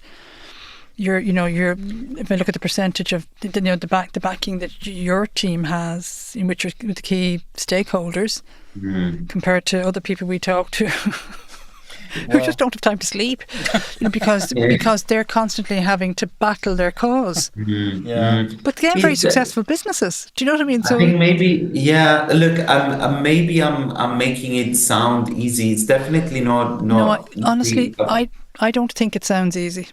I think it sounds like you're a talented person. And again, I'm not trying to be sycophantic, but to me, it doesn't sound easy. So, not to me. No, I mean, absolutely right. And that's why I said in the beginning that I was in heaven because I was listening to you and the approach and the model that you have implemented, in my opinion, but that's just my opinion. So that's why I have some LSPs trying to fight against me. But my opinion is that your approach and your operating model could be and even should be in other organizations, certainly on the buyer side, because I think that, just considering localization as part of a content supply chain with creation. So, and then there are other blocks, the other value blocks, because I tend to, and it is not provocative, but when I'm talking to some providers, some LSPs as we call them, I tell them that they do a great job, but the value of the content that is translated and localized comes when it is integrated in a supply chain. So in other words, they can do the best job in the world. When they deliver the translated and localized content to their clients, the value is not there yet.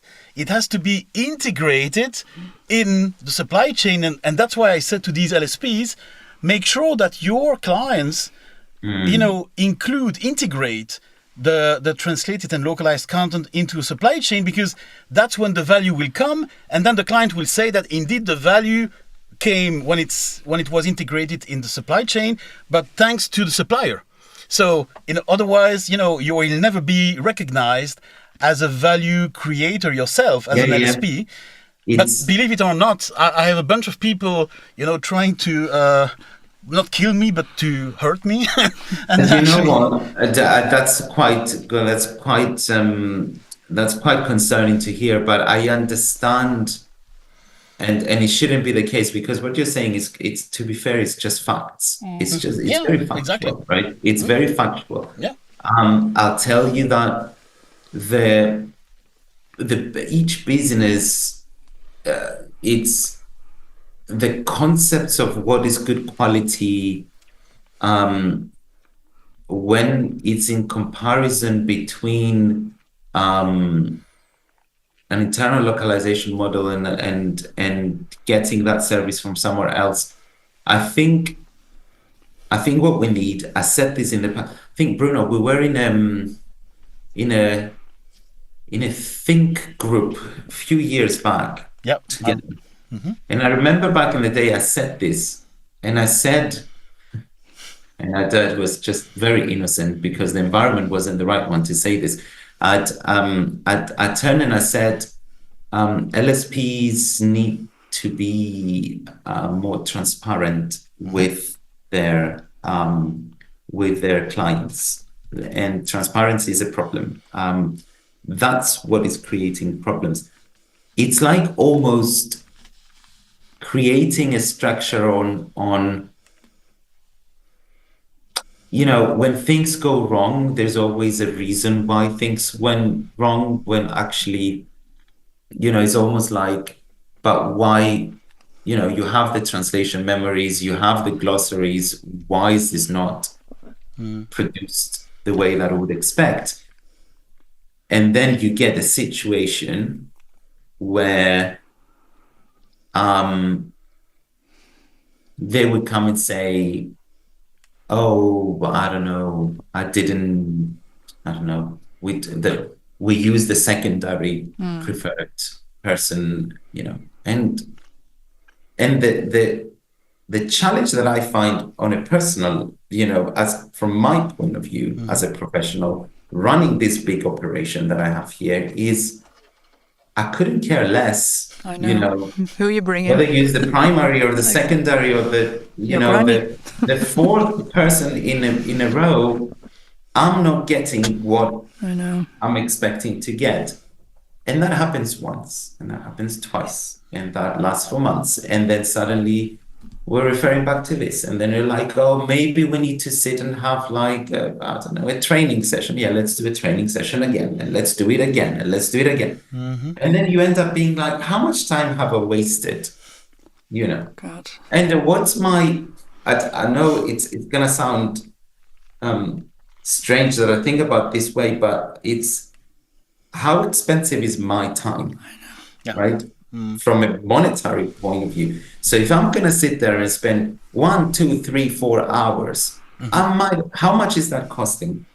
Wasting to get what I would technically just be able to get by having this person integrated into that workflow, as you talk about. Yeah. So it's quite an interesting one to see. I'm not saying, again, it's not a generalization. It's more from an experience point of view. Yeah. It's more of how I experienced things before. I'm not saying that it's always this. Yes. But it only needs to happen once or twice to get you to the point that you're like, well, how can I continue with this? Of course, it takes time. Yes. Yeah. If you invest 6 months, a year, you're probably going to get where you want to get with an LSP. But I also, I'll tell you, I had once an LSP pitching. I don't know if this is a good conversation to have. I don't know if we're moving more into negative, like kind of. No. I mean, we need to. We are moving to facts. We are moving to facts. Yeah. But also remember though that everybody's fact is their version of a fact. But I'm not saying you shouldn't say it. But also part of the purpose of this discussion, any guidance that can be given to anybody who's trying to keep their business going. So that's how I see what you're saying. You're not going to name these people, obviously. And also, Sean can edit out stuff that's going to cause any of us any heartache. Sure, it's just on a factual level, I'll tell you, there was once an LSP came, that was years ago, that was 2019. They came to pitch services. So they said, I'll come and visit and sit down with your teams. I'll show you what we do. We sit down, I'm sitting in the room. I have a few people on online, joining remotely. Watching, And then this person goes, we are doing all the content in this language for this organization. Like, quite impressive. Wow, very respected organization, at least in our own sphere of clothes. And immediately, literally, probably a few minutes later, I get a message. I see it on my phone from someone who was joining remotely from my team, who spoke the language. And I get this message and says, the content makes no sense on the website of this organization. Okay. I think it was like Chinese, and says some sentences are just random Chinese characters put together. Oh God. And I'm sitting there and I'm in that room, Yeah. and this person is talking. So I'm thinking the audacity, to come and sit in this room, and the confidence that you would have to tell me, God. what did you think I was going to do? I'm not going to Check it. check it. Now, If you want me to give you my billions of words that I'm doing, I'm not going to go and check. I think that's where that's the transparency that I'm referring to. You might as well get someone that is going to check and tell you, don't show this website when you want.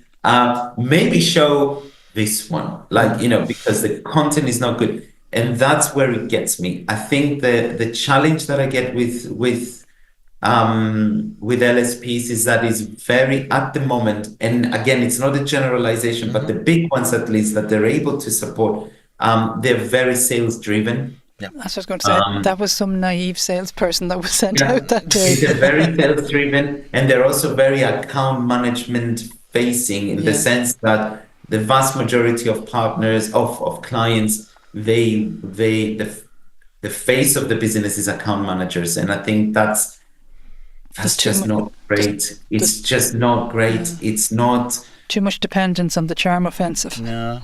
It's just not, it doesn't work. It just doesn't work because I'm almost to the point where I don't think that even the project managers are the right people for what you need. My teams to work.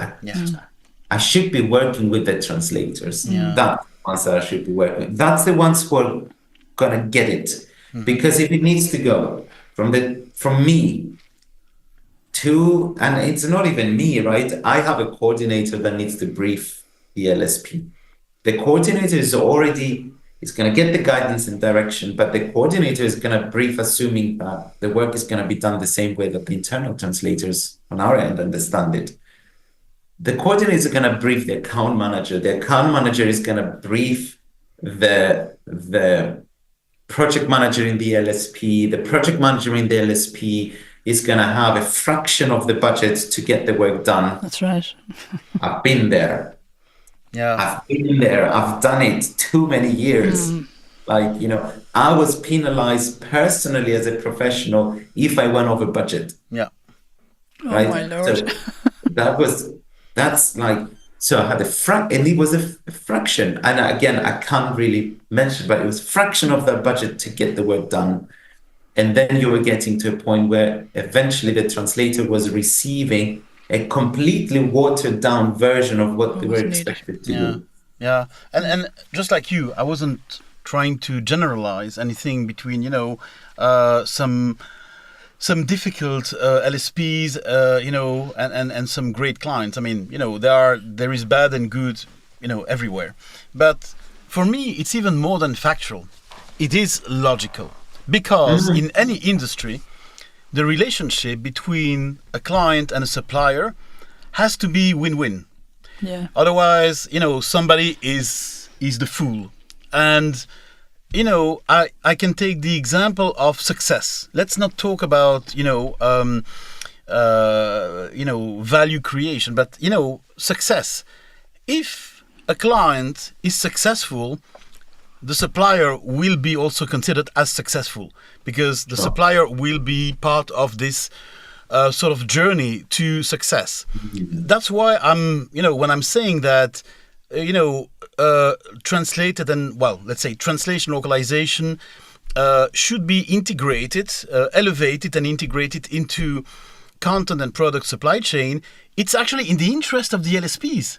It's in their interest because if their client is able to do that, the client will demonstrate that translation localization are part of the value chain, which is the supply chain. And then the supplier, as a ripple effect, if I can put it like that, the ripple effect that will be that the supplier will be also considered as value creating.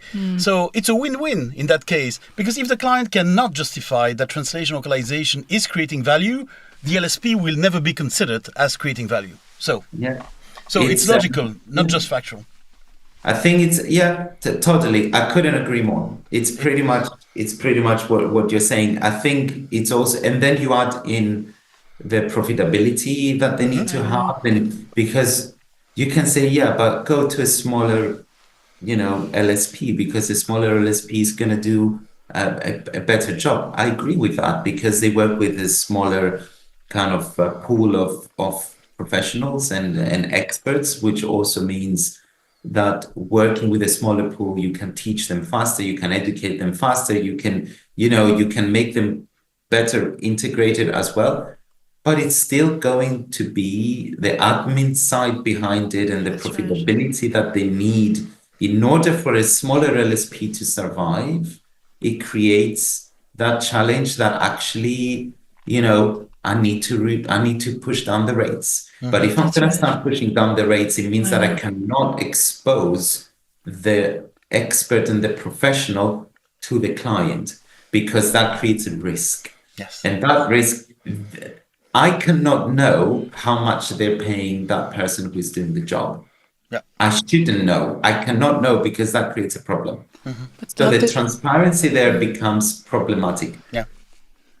I think the bigger problem is more about what you're speaking to me about, is that this is not a robust business model.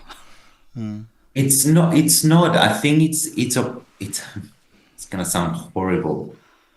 I respect everyone who works at LSPs. It's opportunistic. That's what it is. You are basically profiting from the lack of knowledge of business and organizations around the world. See, I have no problem with opportunism. I mean, I'm a business owner. I don't mind opportunism, but there has to be a pride around delivery. Yeah. Yeah, but absolutely, yeah, of course. I think where it gets tricky with this specific industry is that you're basically you're the middleman between expertise and need. Yeah. That's true. You're the broker. Yeah. But you're the broker. It's another layer and you behave as a broker. And so there's nothing unethical about it. I'm not saying this is unethical. You're a broker. But we all know what the function of a broker is. Yeah. So this is the reality. And then the biggest the need is, and the less the knowledge is of the client in terms of the benefits of having an internal localization model, for example, is the better this side does. So eventually you're saying like, well, this is the cost. There are going to be companies and businesses and organizations out there that they will never know that they could be saving 20, 30, 40, 50, 70% margins sometimes that some of the LSPs have by just simply engaging directly with the experts and the professionals. Yeah. And you mentioned something about, that some LSPs, again, it's just a number of them, not everyone, but a number of LSPs are sales engines. They are just about selling. So, and I think that's a great way to, I would say, categorize LSPs between the ones that can really be your business partners and the one that can just be vendors. Because, when it's just a sales engine, which is for me vendor, these people, most of the time, that's my experience, the fact that there are just sales engines, salespeople were great because they were promising me the world, but they were disconnected from operations. In other words, they were promising something that their own operations could not deliver. So there was a disconnection in the LSP side, so on the LSP side, between the sales team and the production team, the operations team. As opposed to that, when I was working with some great LSPs that I was considering as business partners, they were also commercially successful, so they were profitable, etc. But one of the key of their success was that when they were selling something, they were able to deliver. So the sales people and the operations people were working hand in hand. And I think that makes a difference for sure. in the real life. You know what? Look at, and it's probably a bit biased as well, but look at the fantastic job and model that Oliver has, for example. Yep. Because what they do, what these guys are doing, and I was part of it, and that's where I learned so much as well, the benefits.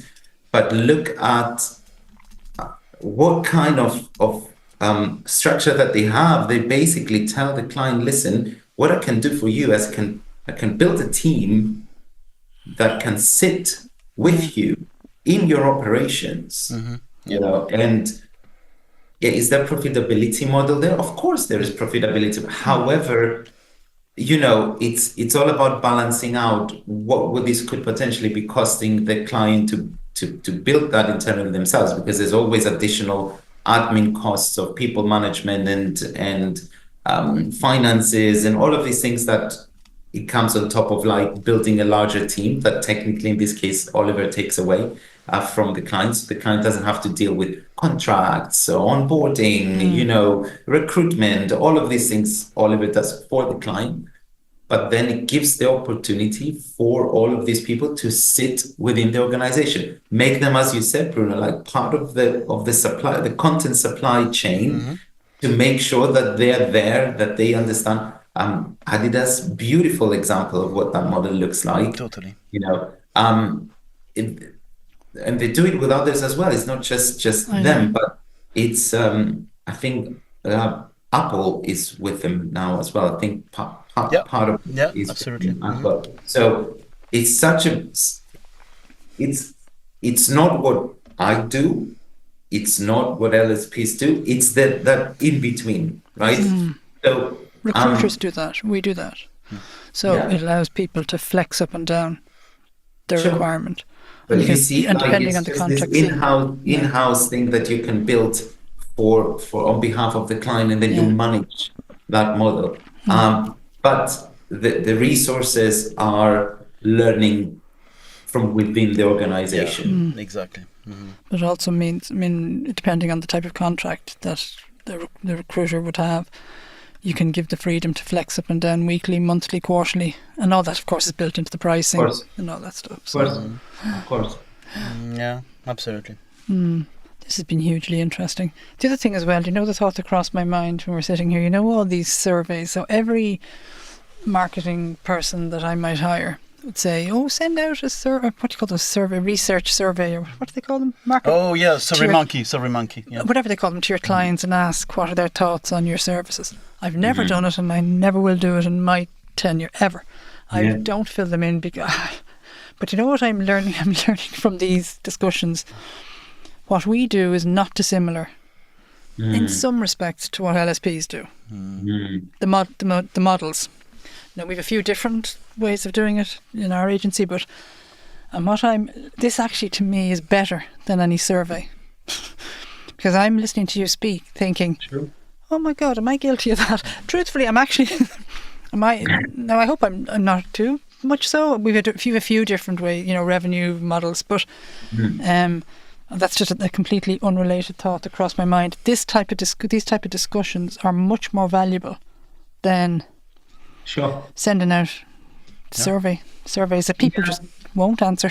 No, they won't answer. And also I think there's a different there is a fundamental difference between reading an answer and actually listening to that answer directly from someone, or having a conversation to, you know, I could understand what I'm reading in all sorts of different ways. Like I don't know what the tone of voice of that is like. I don't know what if this person, whatever is reading and answering there. And in a lot of cases, there are surveys that are kind of, almost leading to the answers as well. No. I personally don't believe in them. Yeah. Anyhow, we better I'm just conscious of the time. I have no clue what time it is, but is it dark outside yet? No, it's okay. Where are you guys based?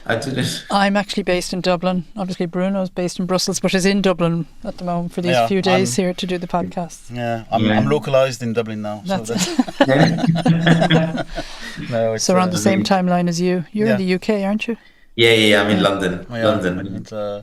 But yeah, these conversations are just great. I mean, they're great not because, of course, with Alex, I'm totally aligned, because Yeah. that's why I was in I heaven. think we you know, realized that we realized that through conversations Yes. that every time we chat, like, you know, it's there's a very strong alignment, but I think it's because I think you've lived through the experiences that you have, Bruno, in terms of, you know, your career path as well, it leads you to the same. And I think I find it quite reassuring that we agree on so many things, because clearly you have, you know, you have a lot of more years of experience than I do, but it's good to see that, you know, it's almost for me reassuring to see from a much more, you know, mature professional in the industry that you're doing, you know, consulting, and you're doing all of this, you work with all of these big organizations, that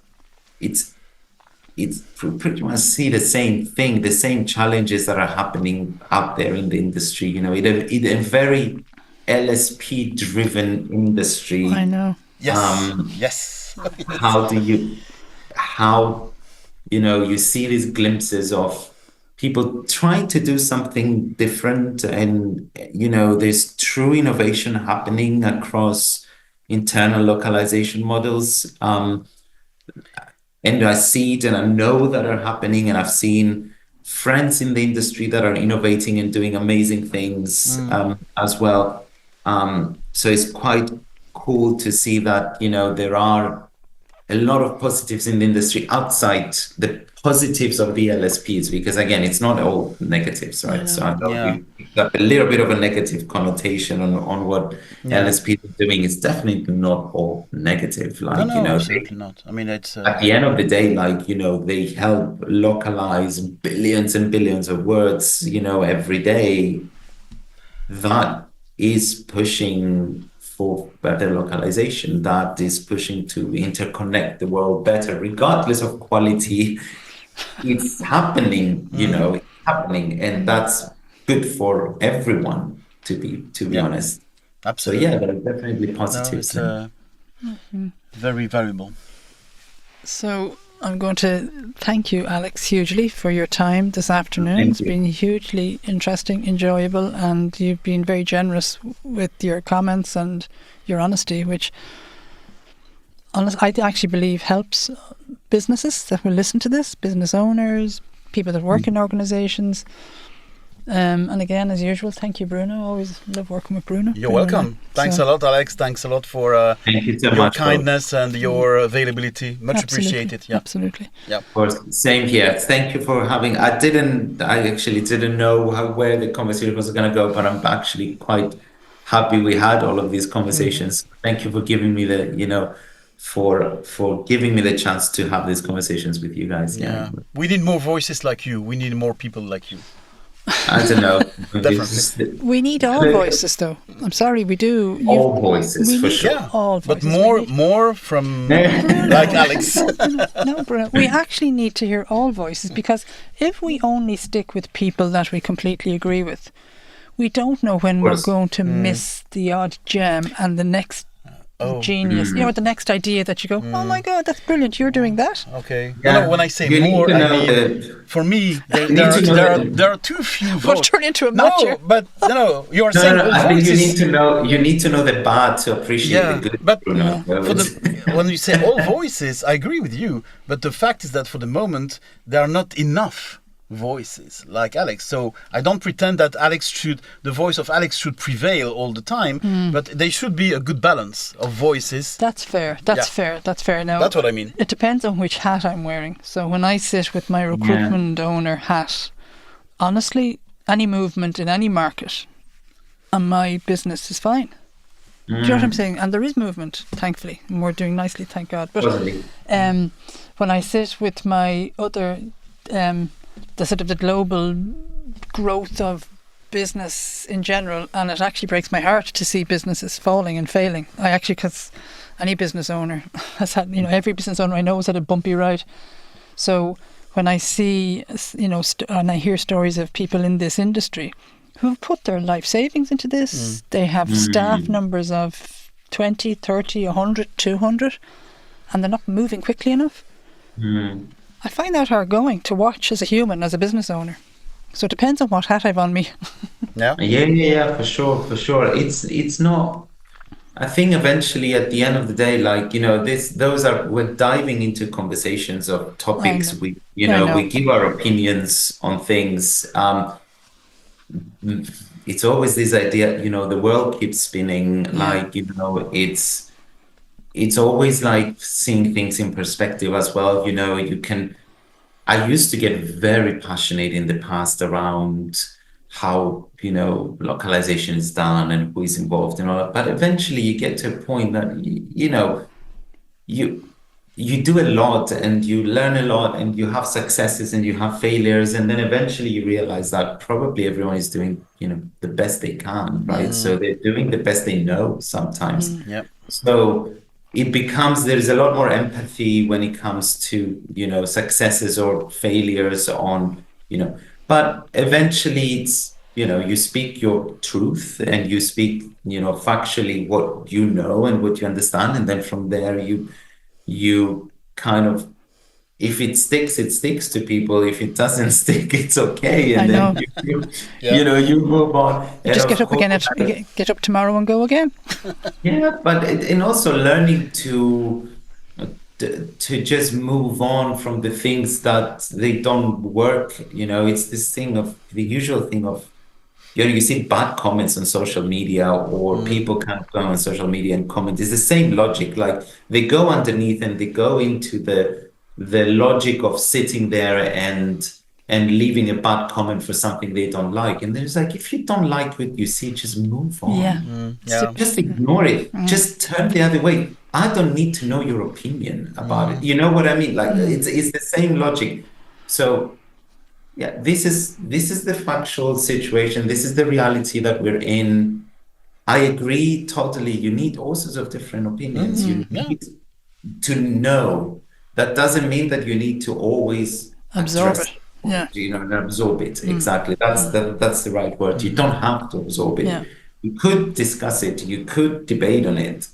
It doesn't need to be absorbed in any form or way. I still think that being informed is super, super important. You need to know what is happening out there in order to either replicate because it works or avoid because it doesn't work. And that's the kind of balance that, us as professionals and leaders as well need to be able to find, educate ourselves all the time on things and follow up with the times as well. Thank you again. Have a lovely... Thank you so much, both. Rest of afternoon and weekend.